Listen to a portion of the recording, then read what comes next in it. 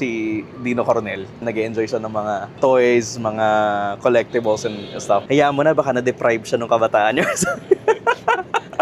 Nakakatawa na yung parents ko, pag kami napapansin sila na ginagawa ng matanda, tapos na parang hindi normally dapat ginagawa ng matanda. Sinasabi lang sa akin ng nanay ko, like, hayaan mo na, baka na-deprive siya nung kabataan niya.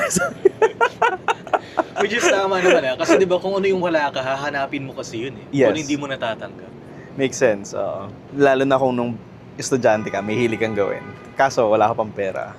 But now na, as a trentahe, na nag-work na and everything, kumikita, now's the time na meron kang capacity to buy stuff. Kaya hindi ko alam kung kilala mo si Dino Coronel. Yung kilala ko, syempre si bro yan eh. si Ultimate Nerd. Sobrang love ko yung content niya. Pero nakakatawa lang na kung i-analyze na muna, baka hindi ko alam yung buong kwento niya. Pero like, pagka nakita siya ng hindi nanonood ng content niya, tapos nakikita na nag-enjoy siya ng mga toys, mga collectibles and stuff. Baka kunwari kung yung parents ko makakita, baka sabihin nila, baka na-deprive yan ng bata.